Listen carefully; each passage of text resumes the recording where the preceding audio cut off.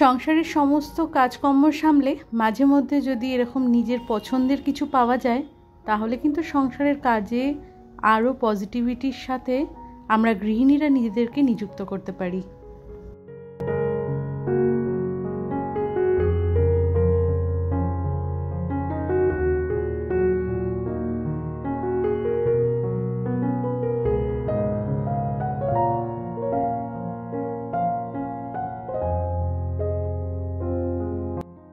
Hello everyone, good morning, welcome back to my channel.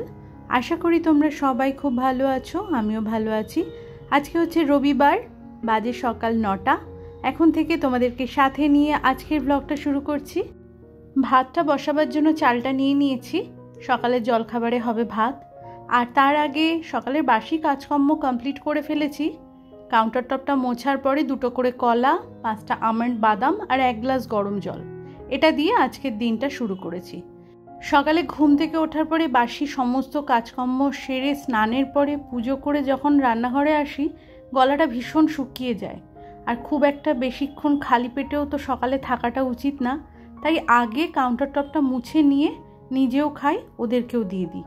ভাতটা বসিয়ে দিয়ে এলাম সকালে জলখাবারের জন্য। এসে এই ঘরের চাদর বিছানার যে চাদরটা আছে চেঞ্জ করব, তাই পাখাটাও একটু পরিষ্কার করে নিচ্ছি। তবে পাখা, এসি এই সমস্তটা আজকে এই ডাস্টার দিয়ে আমি ক্লিন করে নিলাম, নিয়ে আর ঘরে যেটুকুনি যা ঝাড়মোছ করার আছে খাটটাটগুলো সবটা পরিষ্কার করে নিয়ে বিছানার চাদরটা বদলে ফেলেছি। সকালবেলাতে ঘুম থেকে ওঠার পর থেকেই এতটা তাড়া থাকে, ওই সময় থেকে আর ভিডিওটা শুরু করতে পারি না। এক একদিন মনে হয় একদম ঘুম থেকে ওঠার পর থেকে আমার রুটিন লাইফটা তোমাদের সাথে ভিডিওর মাধ্যমে শেয়ার করি। তখন বাসি কাজকর্ম সারবো, তারপরে স্নান, পুজো, এগুলো সময়টা অনেকটা লেগে যায়। তখন যদি ক্যামেরা হাতে নিয়ে আমি নিজের কাজটা শুরু করি, কাজে তো আরোই দেরি হয়ে যাবে। বাবুর আবার সকালবেলা যদি বেরোবার তাড়া থাকে, বাসি ঘর বারান্দা থাকলে পরে সেটাতেও একটা সমস্যা। এই সমস্ত কিছু 7-5 চিন্তা করে নিজের যে আগে কাজটা থাকে, ইম্পর্টেন্ট কাজগুলো সকালবেলাতে, সেই কাজগুলোকে সেরে নিয়ে ঠান্ডা মাথায় আমি ক্যামেরাটা হাতে নিই। চ্যানেলের মনিটাইজেশনটা অন হয়েছে অনেকটা কষ্টের পরে। আমি যেহেতু ইরেগুলার ছিলাম, ভিডিও ঠিকঠাক মতো দিতে পারতাম না, সে কারণে আমার 2 বছর লেগে গেছে চ্যানেলের মনিটাইজেশনটা অন হতে। আর একটা বছরের মধ্যে যদি কাজটা কমপ্লিট না করতে পারি তাহলে সেকেন্ড ইয়ারে এসে সেটা মারাত্মক কঠিন হয়ে দাঁড়ায়। পরিশ্রমটা বেড়ে গিয়ে দ্বিগুণ বললেও ভুল হবে, 4 গুণ হয়ে যায়। সংসারের সমস্ত কাজকর্ম সামলে আর ভিডিও করতে গেলে সেটা যে কতটা টাইম টেকিং, সেটা আমার মতো যে সকল গৃহিণীরা এই দিকে আছো তারা নিশ্চয়ই সেটা বুঝতে পারো।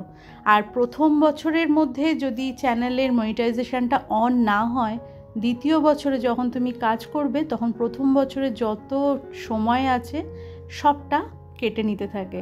দ্বিগুণের জায়গায় 4 গুণ কাজ করলেও সেই ওয়াচ আওয়ারটা যেন আর কমপ্লিট করা যায় না। ব্যাপারটা ভীষণ কষ্টদায়ক হয়ে দাঁড়ায়, হতাশাগ্রস্তও হয়ে পড়েছিলাম। একসময় ভেবেও ছিলাম যে হয়তোবা আমার আর চ্যানেলে কাজ করা হবে না। সেটা নিয়ে আমি একটা ব্লগও তৈরি করেছিলাম। ভেবেছিলাম যে ওটাই হয়তোবা শেষ ব্লগ, আমার চ্যানেলে হয়তোবা আমি আর ওয়াচ টাইমটা কমপ্লিট করতে পারবো না। আসল কথা হচ্ছে ঠিকঠাক মতো কাজ করলে সাবস্ক্রিপশানটা হয়ে যায়, 1000 সাবস্ক্রিপশানটা কোনো ব্যাপার নয়। কিন্তু আসল ব্যাপার হচ্ছে ওয়াচ টাইমটা। ওয়াচ টাইম কভার করাটা খুব কঠিন জিনিস। আমি প্রথম যখন চ্যানেল শুরু করেছি একটা জিনিস আমার মাথায় ছিল না, সেটা হচ্ছে যে প্রথম বছরে যে ওয়াচ টাইমটা আমি আর্ন করছি, দ্বিতীয় বছরে সেই ওয়াচ টাইমটা আমি ভেবেছিলাম থাকবে, এক্সট্রা যেটুকুনি দরকার সেটুকুনিকে আর্ন করতে হবে। কিন্তু ব্যাপারটা একদমই তা নয়।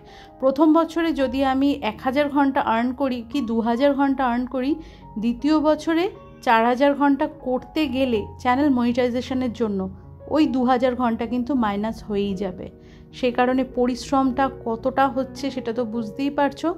খুব ভালো মতো কাজ করলে পরে মানুষজন চ্যানেলটা যেমন সাবস্ক্রিপশানও নেবে, তেমনি ইন্টারেস্টের সাথে পুরো ভিডিওটাও দেখবে। তার সাথে সাথে যেমন সাবস্ক্রিপশানও বাড়ে, তেমনি ওয়াচ আওয়ারটাও বেড়ে যায়। সেই কারণে কাজের খুব ভালো দরকার হয়।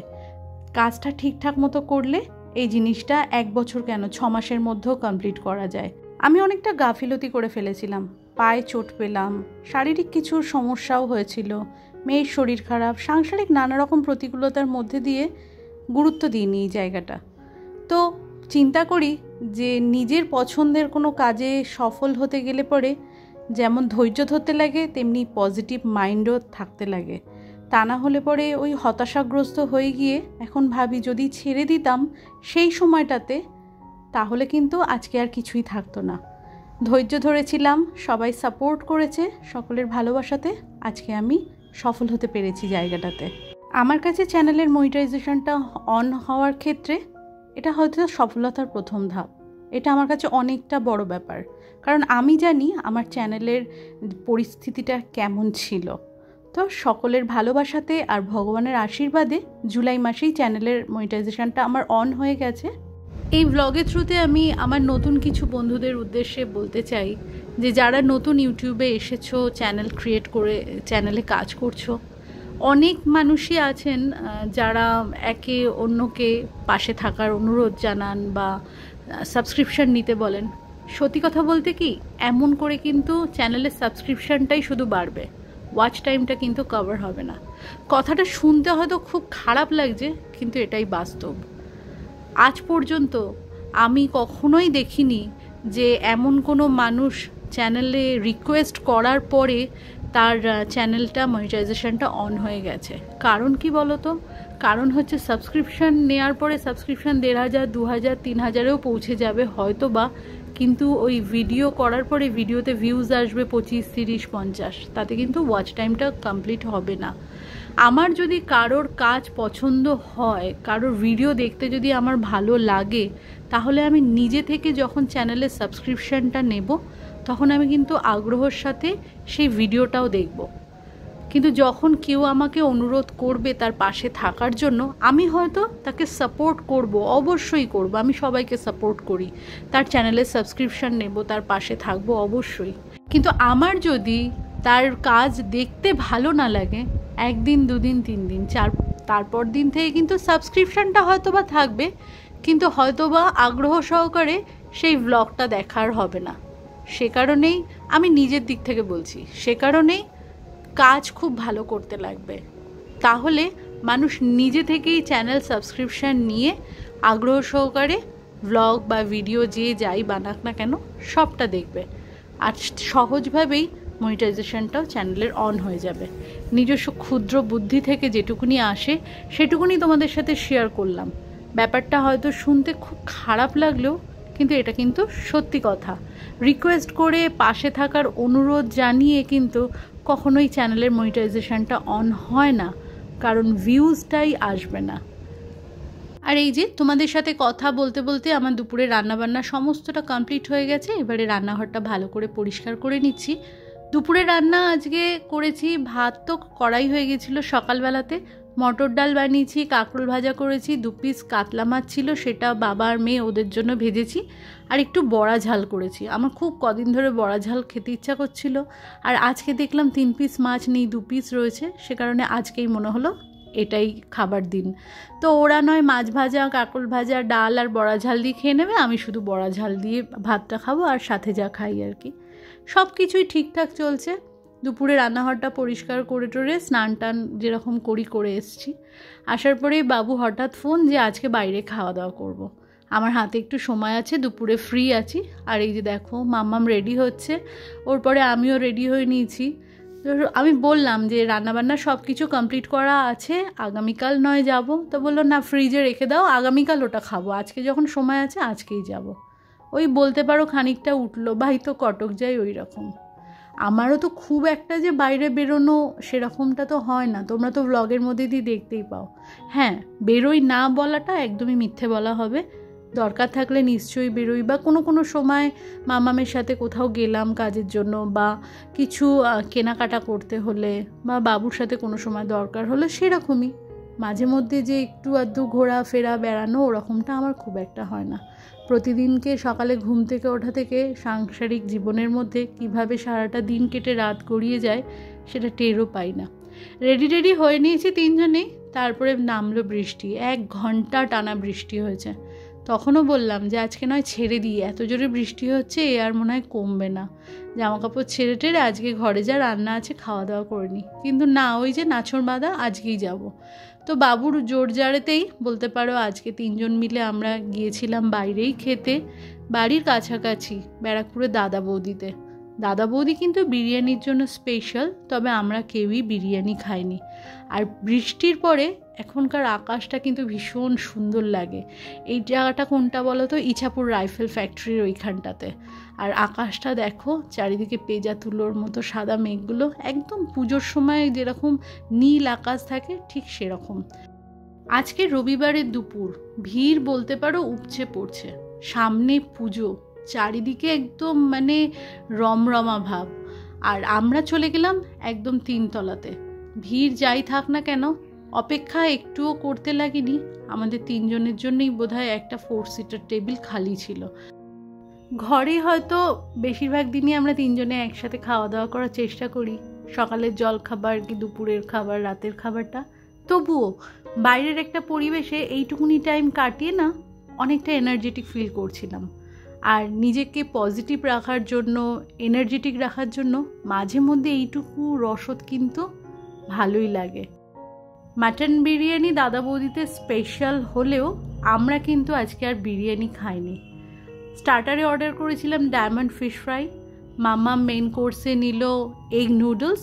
আমি তো তোমাদেরকে বলেছি না ও চাইনিজ খেতে খুব ভালোবাসে, যেদিনকে চিলি চিকেন বানাচ্ছিলাম তো ও এগ নুডলস নিল। 2টো ডায়মন্ড ফিশ ফ্রাই অর্ডার করেছিলাম, একটা মাম্মাম খেয়েছে আর একটা আমি আর বাবু হাফ হাফ খেয়েছি। সাথে ফ্রেঞ্চ ফ্রাইজ আর কাসুন্দি ছিল, স্যালাডও দিয়েছিল। আর মেন কোর্সের জন্য আমি আর বাবু খেয়েছি স্টিম রাইস, একটা ডাল আর মাটন কষা, ঝুরি আলু ভাজা, সাথে স্যালাড। খুব ভালো সময়টা কাটিয়েছি। আর এই দুজনকে তোমরা হয়তো আমার ভিডিওতে খুব একটা দেখতে পাও না, বাবু আর মাম্মাম, আর সাথে আমি রয়েছি। দুপুরের খাওয়া দাওয়াটা খুব আনন্দ সহকারে আমরা খেয়েছি। তো আজকে আমার একটা বড় সড়ো আনন্দের দিন। প্ল্যান প্রোগ্রাম করে বেরোনোর থেকে জানো তো, এরকম হুটহাট যদি প্রোগ্রাম করা যায় ওটার মজাটাই আলাদা। হয়তো বা অনেক চেনা জানা গল্প, বা ঘরে তো প্রত্যেক দিনই আমরা 3 জনে একসাথে খাওয়া দাওয়া করি। খুব ব্যস্ততার মধ্যে থাকলেও আমি সারাদিনের মধ্যে চেষ্টা করি 3 বেলার মধ্যে অন্তত 1 বেলা 3 জনে একসাথে খেতে। কখনো কখনো হয়তো 3 বেলাই খাচ্ছি। তবুও বাইরের একটা পরিবেশে, একটা অনেক লোকজনের মাঝে, অন্যরকম একটা জায়গাতে, হয়তো বা সবটাই চেনা জানা গল্প, তবুও একটা পরিবেশ যেহেতু আলাদা হয়ে যায়, মন মানসিকতাও কিন্তু অন্যরকম হয়ে যায়। সাজগোজ করে সুন্দর করে জামা কাপড় পরে ঘরের মানুষের সাথেই বাইরে বসে এরকম একটু খাওয়া দাওয়া বা অল্প একটু ঘোরাফেরা মনের মধ্যে কিন্তু অনেকটা আনন্দ এনে দেয়।